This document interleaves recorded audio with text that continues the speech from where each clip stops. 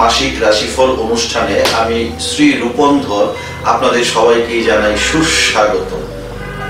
আপনারা জানেন যে আমাদের এই রাশিফল বা লগ্নফল ভারতীয় বৈদিক জ্যোতিষ শাস্ত্রের উপর আধারিত এবং এই রাশিফল বা লগ্নফল খুবই সামান্য আধারে হয়ে থাকে।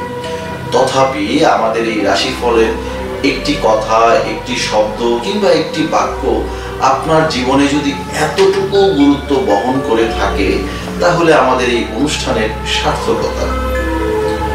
তো মেষ রাশির জাতক জাতিকাদের জন্য আজকের এই ভিডিও ক্লিপে কথা বলবো। মেষ রাশির জাতক জাতিকাদের জন্য এই মাসটি অত্যন্ত শুভ একটি মাস। গোটা মাস জুড়েই থাকবে আপনাদের মধ্যে এক ধরনের আনন্দ এবং আপনারা যারা কেরিয়ার ওরিয়েন্টেড রয়েছেন, যারা খুবই কেরিয়ার সম্পর্কে সচেতন, তাদের জন্য এই মাসটি অত্যন্ত গুরুত্বপূর্ণ। যেহেতু এই মাসটি আপনাদের জন্য শুভ, সেই জন্য আপনাদের যা করতে হবে, এই যে শুভ মাস বা শুভ সময়, এর সম্পূর্ণ বেনিফিট কিন্তু আপনাদেরকে নিতে হবে। আর বেনিফিট নেওয়ার জন্য যা করতে হবে সেটা হচ্ছে যে এক মুহূর্ত সময়ও কিন্তু আপনাদের নষ্ট করা উচিত হবে না।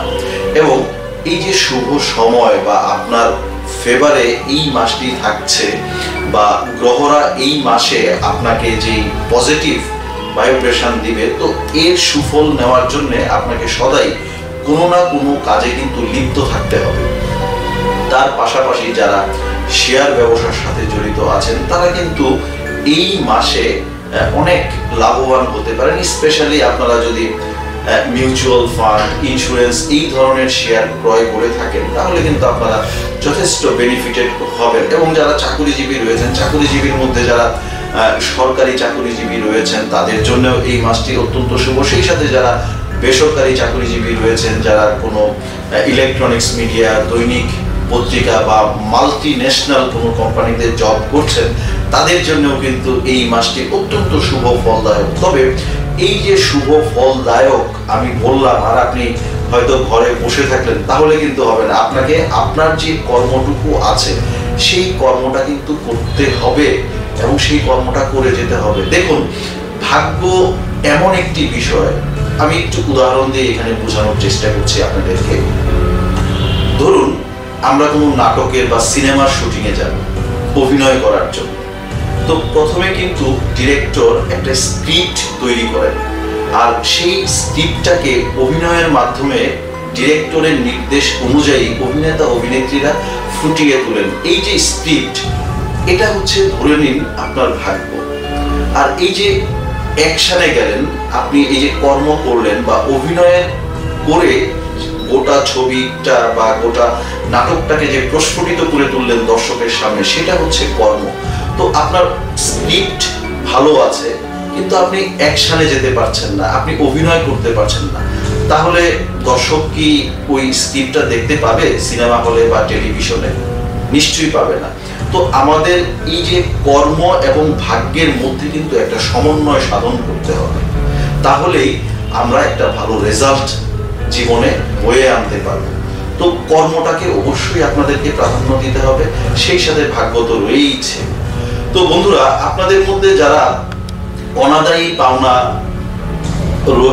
পাচ্ছিলেন না অনেকদিন যাবত, তাদের ক্ষেত্রে স্পেশালি সেই অনাদায়ী পাওনা কিন্তু পাওয়ার একটা সুবর্ণ সুযোগ রয়েছে। কাজেই আপনি যাদের কাছে টাকা পান তাদেরকে একটু বেশি জোর দিয়ে তাগাদা দিতে থাকুন, দেখবেন সেই টাকাগুলি কিন্তু আপনি ফেরত পাবেন এই মাসে। তার পাশাপাশি যারা নতুন বাহন ক্রয় করবেন ভাবছেন, তারা কিন্তু নতুন বাহন ক্রয় করতে পারেন। শুধু যারা দেশে রয়েছেন তাদের জন্যই বলছি না, যারা দেশের বাইরে রয়েছেন, অন্যান্য কোনো দেশে হয়তো বসবাস করে জীবন ধারণ করছেন, তারাও যদি এই মাসে বাহন ক্রয় করতে চান, সেই ক্ষেত্রে আপনারা কিন্তু বাহন ক্রয় করতে পারেন। তবে আপনাদের জন্য যেই বিষয়টাকে গুরুত্ব দিতে হবে সেটা হচ্ছে যে এই মাসে যদি আপনারা কোনো বাহন ক্রয় করেন, অবশ্যই চেষ্টা করবেন গোল্ডেন কালার অথবা হোয়াইট কালার, এই দুইটা রঙের মধ্যেই যেন আপনারা সেই বাহনটা ক্রয় করতে পারেন, তাহলে আপনাদের জন্য এটা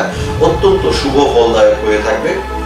সেই সাথে যারা বেকার রয়েছেন, যারা দীর্ঘদিন যাবত চাকরির চেষ্টা করছেন কিংবা কোনো ব্যবসা বাণিজ্যের জন্য ট্রাই করে যাচ্ছেন, আপনার সেই ব্যবসা বাণিজ্যে আপনি আশানুরূপ ফল পাচ্ছেন না, কিংবা শুরুই করতে পারছেন না, বা আশানুরূপ চাকরি পাচ্ছেন না, তাদের জন্য কিন্তু এই মাসটি একটু কষ্টদায়ক হবে। আপনাদেরকে আরো উদ্যমী হয়ে কিন্তু চেষ্টা করে যেতে হবে। তবে আপনাকে কখনোই কিন্তু এই যে নিরাশ হওয়া যাবে না। আপনি যদি নিরাশ হয়ে যান তাহলে কিন্তু সামনে আপনার জন্য খুবই দুঃসময় অপেক্ষা করছে বা করবে।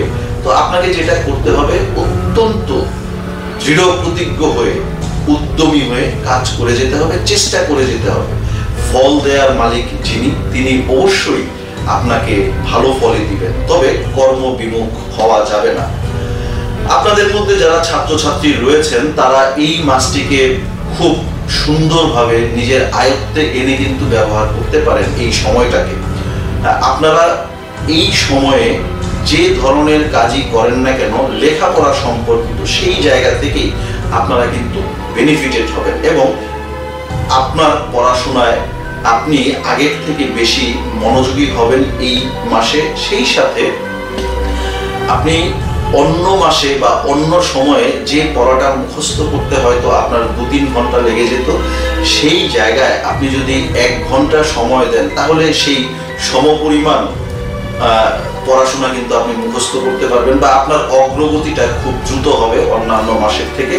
সেই সাথে যারা প্রেমিক প্রেমিকা রয়েছেন তাদের কিন্তু এই মাসটা অত্যন্ত আনন্দ ঘন মুহূর্তের মাধ্যমেই কিন্তু কাটতে থাকবে।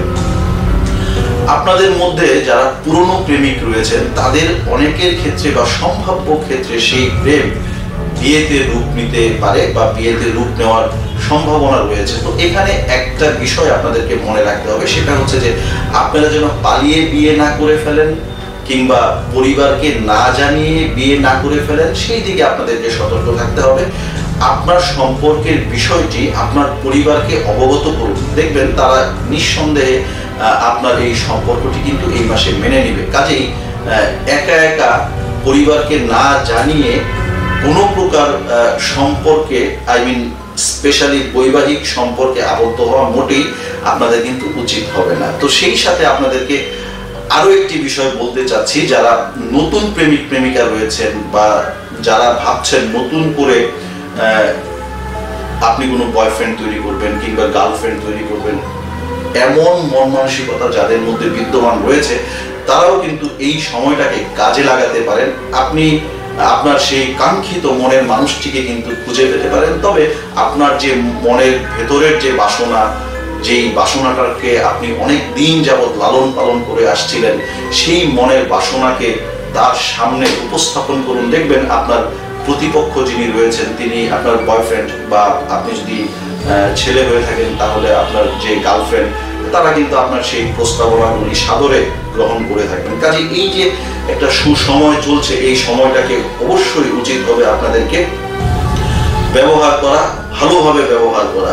সেই সাথে যারা শারীরিকভাবে দীর্ঘদিন যাবৎ অসুস্থ ছিলেন, তাদের কিন্তু সেই দীর্ঘ অসুস্থতার পর এই মাসে কিছুটা রিলিফ মিলতে পারে, অর্থাৎ আপনার আরোগ্য লাভ হওয়ার সম্ভাবনা আছে। কাজেই আপনি অবশ্যই চেষ্টা করবেন ডাক্তারের শরণাপন্ন থেকে, ডাক্তার যেভাবে আপনাকে অ্যাডভাইস করেন সেইভাবে নিজের জীবনকে পরিচালনা করার। দেখবেন এতে করে আপনি আপনার যে রোগ শোকে আপনি ভুগছিলেন সেখান থেকে অনেকটাই আরোগ্য লাভ করতে পারবেন। তার পাশাপাশি যারা ডায়াবেটিক্স রোগী রয়েছেন, যাদের হাই ব্লাড প্রেশার রয়েছে কিংবা যাদের বাতের ব্যথা রয়েছে, তাদেরকে কিছুটা কিন্তু সাবধানতা অবলম্বন করতে, পরোপকারী মনোভাব সুলভ আচরণ কিন্তু করতে হবে অন্যদের সাথে। কারোর সাথে বাক বিতণ্ডায় জড়ানো যাবে না, কারোর সাথে ঝগড়াঝাটি করা যাবে না। সেই সাথে যারা চলচ্চিত্রের সাথে জড়িত রয়েছেন, যারা মিডিয়া লাইনের সাথে জড়িত রয়েছেন, যারা ইম্পোর্ট এক্সপোর্ট ব্যবসার সাথে জড়িত রয়েছেন, যারা ট্যানারি ব্যবসার সাথে জড়িত রয়েছেন, তাদের জন্যও কিন্তু এই সময়টি অত্যন্ত উপযোগী একটি সময়। তো ওভারঅল যদি আমি বলি, মেষ রাশি বা মেষ লগ্নের জাতক জাতিকাদের জন্য এই সময়টি অত্যন্ত উপযোগী একটি সময়, অত্যন্ত শুভ একটি সময়। শুধুমাত্র আপনাদেরকে যেই বিষয়গুলিতে খেয়াল দিতে হবে সেটা হচ্ছে যে যারা প্রেমের সম্পর্কের মধ্যে আবদ্ধ আছেন তারা পরিবারকে না জানিয়ে বৈবাহিক সম্পর্কে লিপ্ত হবেন না, বা বৈবাহিক আবদ্ধে নিজেকে জড়িয়ে ফেলবেন না, এতে করে আপনাদের হিতে বিপরীত হবে। আর শরীর স্বাস্থ্যের প্রতি আপনাদের একটু বিশেষ ধ্যান দিতে হবে, একটু নজর রাখতে হবে। আর আপনারা চেষ্টা করবেন রিলিজিয়াস প্র্যাকটিসের মধ্যে নিজেদেরকে রাখার জন্য। দেখুন, আমরা যে ধর্মেরই হই না কেন, আমরা যার যার ধর্ম অনুযায়ী নিজেদেরকে যদি রিলিজিয়াস প্র্যাকটিসের মধ্যে রাখি, তাহলে কিন্তু আমরা অনেক ধরনের বাধা বিপত্তি থেকে নিজেদেরকে খুব সহজেই মুক্ত করতে পারি। দেখুন, আমি অ্যাস্ট্রোলজার বা আমার মতো আরো এমন অনেক অ্যাস্ট্রোলজার আছেন, আমরা ইউটিউবে বা বিভিন্ন মিডিয়াতে প্রোগ্রাম করে থাকি, কিন্তু আমরা আপনাদেরকে অ্যাডভাইস দিতে পারি মাত্র।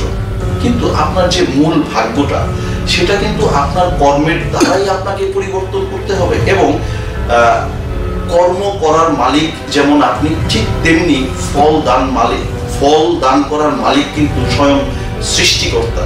কাজেই আমরা আপনাকে অ্যাডভাইস করতে পারি, আমরা আপনাকে পরামর্শ দিতে পারি, আমরা আপনাদেরকে সুসময় দুঃসময় সম্পর্কে অবগত করতে পারি, বাট কর্মটা কিন্তু আপনাদেরকেই করতে হবে। এবং রেজাল্ট বা ফলাফল দেওয়ার মালিক কিন্তু স্বয়ং সৃষ্টিকর্তা। এই বিষয়টা অবশ্যই আপনাদেরকে স্মরণে রাখতে হবে। তো মেষ রাশি ও মেষ লগ্নের জাতক জাতিকাদেরকে আবারও ধন্যবাদ জ্ঞাপন করে এখানে বিদায় নিতে চাচ্ছি।